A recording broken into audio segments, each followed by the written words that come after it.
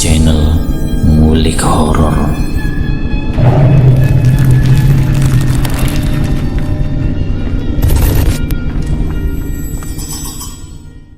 Assalamualaikum warahmatullahi wabarakatuh. Jumpa kembali di channel Ngulik Horor. Channel kami menceritakan tentang kisah-kisah misteri yang mungkin bisa menemani agan-agan dan sista semua ya. Kali ini saya akan membawakan kisah misteri yang ditulis oleh Mbah Ngesot. Kalian juga langsung dapat mengunjungi page beliau langsung ya. Nanti saya akan tuliskan di kolom deskripsinya ya. Yuk daripada kita lama-lama, langsung saja kita simak ceritanya. Kali ini saya akan membawakan kisah misteri yang berjudul Kisah Misteri Hotel Bekas Pembunuhan bagian yang keempat. Harry duduk termangu di meja resepsionis. Semenjak kematian para mahasiswa itu, pengunjung hotel jadi sepi. Sekalipun ada, paling hanya 2 pengunjung sehari. Itu pun jarang. Harry jadi banyak menganggur. Setiap hari kerjaannya hanya duduk di meja itu sambil sesekali mainkan HP-nya. Sekitar jam 2 dini hari, telepon berbunyi. Segera Harry mengangkat telepon itu. Dengan resepsionis, ada yang dapat saya bantu? Pintu kamar saya susah dibuka. Kayaknya pintunya rusak, Pak. Saya tidak bisa keluar, kata lelaki di seberang telepon. Baik, di kamar nomor berapa ya? Tanya Harry dengan ramah. Nomor 99, Pak. Baik, mohon ditunggu ya. Itu suara bule dengan logat bahasa Indonesia yang khas orang asing. Sudah 2 hari dia menginap di hotel itu. Pasti bule itu tidak tentang kasus kematian para mahasiswa. Harry bergegas mencari kunci cadangan untuk kamar nomor 99. Dia terlihat bersemangat karena akhirnya ada hal yang bisa ia kerjakan. Tiara, gue ke atas dulu ya. Ada tamu yang minta bantuan. Tiara tidak menjawab. Ia ternyata sudah tidur pulas di meja itu. Harry menggelengkan kepalanya. Kerja kok tidur mulu?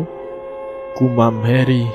Ia pun langsung naik ke lantai 2. Namun saat berjalan di lorong koordinator, tiba-tiba saja seluruh lampu di sana padam. Harry pun terkejut. Buru-buru ia merogoh HP-nya lalu menyalakan senter. Satu persatu ia lewati kamar di koordinator itu. Langkahnya terhenti ketika mendengar suara aneh dari kejauhan. Harry lalu meruncingkan telinganya. Itu jelas suara wanita yang sedang menangis. Bulu kuduknya mulai merinding. Ia takut tapi juga penasaran. Harry pun melangkah kembali. Sekarang ia mengikuti sumber suara itu. Tepat di sudut koordinator ada seorang perempuan yang duduk sambil memeluk dengkulnya sendiri. Kepalanya menunduk, ia menangis sesenggukan. Perempuan itu berambut sebahu. Ia mengenakan jaket warna kuning dan juga celana levis. Mbak, Harry perlahan mendekati. Ia mengarahkan cahaya senternya pada wanita itu. Mbak, kenapa? Tidak ada jawaban. Perempuan itu masih saja menangis. Harry coba menyentuh pundak perempuan itu. Mbak, temani aku. Akhirnya perempuan itu berbicara. Suaranya lirih tapi kepalanya masih menunduk. Temani. Wanita itu lalu mendongakkan kepala. Harry kenal betul siapa dia. Fotonya sudah tersebar di mana-mana. Dia adalah Hilda, mahasiswa yang beberapa hari lalu dikabarkan hilang. Kamu Hilda? Harry mengerutkan dahi. Sambil menyorotkan senter ke wajah wanita itu, ia mengangguk. Dari mana aja? Semua orang panik nyari kamu. Temani aku takut. Wajah Hilda pucat. Ayo kita ke bawah, kita lapor polisi, biar kamu dijemput. Harry meraih tangan Hilda dan terasa dingin. Kok dingin banget? Kamu sakit ya? Hilda mengangguk sambil menyeka air matanya. Harry lalu menuntunnya perlahan. Ia harus segera menolong tamu yang terkunci di kamar nomor 99. Setibanya di kamar itu, Harry berhasil membuka pintunya. Muncullah seorang lelaki bule dengan kepala botak dan perut buncit. "Ah, finally," kata lelaki itu. Harry meneteskan pelumas pada kunci itu agar tidak macet lagi. "Oke, sudah lancar kembali kuncinya, Pak," kata Harry sambil tersenyum. "Lampunya mati ya?" tanya bule yang sudah mahir bahasa Indonesia itu. "Oh, ini sedang diperbaiki sama tim teknik kami, Pak. Maaf atas kendala ini ya." "Jangan terlalu lama, saya harus charging laptop." "Ya, sebentar lagi pasti menyala. Kami punya mesin diesel. Jangan khawatir." Harry berusaha agar si bule itu tidak kecewa. "Oke, thank you." Harry pun beranjak dari hadapan bule itu. Ia menuntun kembali lengan Hilda. Si bule heran dengan tingkah Harry yang seolah sedang menuntun seseorang. Tapi si bule tidak melihat siapapun di samping Harry. Bule itu tidak mau ambil pusing. Ia lalu menutup pintu kamarnya. Sesampainya di lobi, Harry masih menuntun perempuan itu. Ia terkejut saat melihat Tiara, rekan kerjanya, berdiri di atas meja resepsionis. Mulutnya menganga lebar, tatapannya lurus ke arah pintu masuk hotel. Wajahnya seperti sedang melihat sesuatu yang mengerikan di pintu masuk itu. Kedua mata Tiara melotot. "Tiara, lu kenapa?" Harry melepaskan genggamannya dari lengan Hilda, lalu lari ke arah meja Tiara. Namun sesaat sebelum Harry tiba di meja kerjanya, tubuh Tiara lunglai. Ia jatuh berdebam ke lantai. Apa sebenarnya yang sudah Tiara lihat? Lampu hotel menyala kembali. Harry pun membopong Tiara ke ruang istirahat. Saking paniknya dia lupa pada Hilda yang barusan ia bawa dari lantai 2. Anehnya Hilda sudah menghilang. Jelas itu bukan sosok Hilda yang sebenarnya, tapi makhluk halus yang menyerupai Hilda.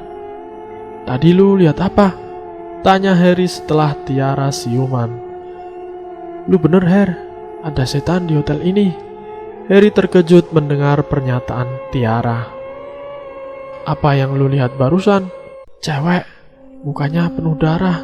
Setelah itu gue gak sadar," jawab Tiara dengan suara parau. "Kayaknya gue mau racing aja. Gue gak sanggup lagi kerja di sini," tambah Tiara. Harry menghembuskan napas berat. Dia tahu pasti itu setan wanita yang pernah jadi korban pembunuhan di hotel ini. "Gue juga tadi ketemu sama Hilda, mahasiswa yang hilang itu. Tapi anehnya dia sekarang hilang lagi, entah kemana. Gue juga yakin sih yang gue bawa itu setan. Sekarang hati-hati, hotel ini angker. Lu mau tetap kerja di sini?" tanya Tiara. "Gak ada pilihan lain, Ra. Gue harus tetap kerja," jawab Harry. Seorang service room muncul dari pintu. Ia tampak terburu-buru. "Mas Harry, ada tamu yang mau check-in," kata seorang service room itu. Harry pun mengerutkan dahi.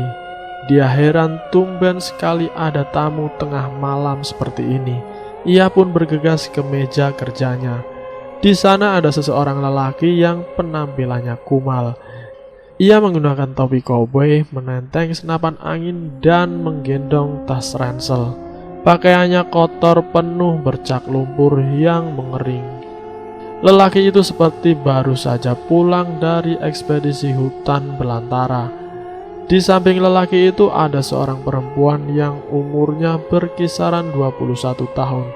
Penampilannya tidak kalah kumal, rambutnya kusut dan ada bercak lumpur kering di wajahnya. Perempuan itu terlihat murung, dia menunduk dengan tatapan kosong. "Kami pesan 2 kamar ya," kata lelaki itu sembari mengeluarkan sebuah kartu debit dari dompetnya. "Baik, Pak." Tanpa banyak tanya lagi, Harry melayani kedua orang itu dengan ramah. Harry pun mengantar kedua tamunya ke kamar nomor 112 dan 113. Lelaki itu tak banyak bicara, walau Harry menerangkan jenis layanan yang ada di hotel ini. Tapi tampaknya kedua tamu itu sama sekali tidak peduli. Jauh dari hotel ada kabar buruk mengenai Zainal. Semenjak kepulangannya dari ajang pemilihan duta bahasa, dia jatuh sakit. Setiap hari ia merasakan perutnya perih seperti ditusuk-tusuk. Dia juga sering merasakan sakit kepala. Ia berkali-kali pergi ke dokter, tapi tetap tidak kunjung sembuh. Zainal juga sempat dirawat di rumah sakit, namun itu hanya beberapa hari saja karena keluarganya tidak sanggup lagi membayar biaya rawat inap. Tengah malam seperti ini, seluruh keluarga Zainal berkumpul. Mereka menangisi Zainal yang sedang sekarat tak berdaya di atas kasur. Tidak terkecuali Fadil, sudah 2 hari ia mendampingi temannya. Zainal sebenarnya sudah sekarat dari sehari sebelumnya. Tidak jelas penyakit apa yang diidapnya, sebab dia tiba-tiba sakit parah kemudian kondisinya seperti itu. Beberapa saat kemudian kedua mata Zainal terpejam, dadanya turun naik, nyawanya sudah di tenggorokan. Sang ibu membisikkan kalimat tauhid di telinga anaknya sambil menangis. Dalam satu embusan napas, Zainal meninggal dunia. Seluruh keluarganya histeris, termasuk Fadil. Ia juga meneteskan air mata. Entah kenapa Fadil dari awal curiga kalau penyakit temannya itu bawaan dari hotel angker. Tapi ia tidak tahu apa yang harus dilakukannya. Sekarang Zainal sudah meninggal. Bisa jadi selanjutnya Fadil atau teman-teman lainnya yang pernah jadi peserta di hotel itu. Surat Yasin tidak henti-hentinya dilanturkan keluarga Zainal dan para tetangganya. Tepat jam 4 dini hari, tiba-tiba jasad Zainal bergetar. Semua panik sambil mengucap istighfar. Kapas yang disumpal di lubang Zainal mental begitu saja. Matanya melotot, ia bangun seperti ada yang mengendalikan jasadnya. "Tolong aku, sempurnakan jasadku." Itu suara wanita. Fadil mengenali suara itu. Ya, itu jelas suara Hilda. Dan bersambung. Saya akhiri kisah ini sampai di sini. Nanti saya akan lanjutkan ke bagian yang berikutnya. Terima kasih sudah mampir di channel kami. Jika kalian tertarik dengan video kami, silahkan tekan tombol like, share, dan komen. Tekan subscribe untuk mengikuti video kami selanjutnya ya. Wassalamualaikum warahmatullahi wabarakatuh.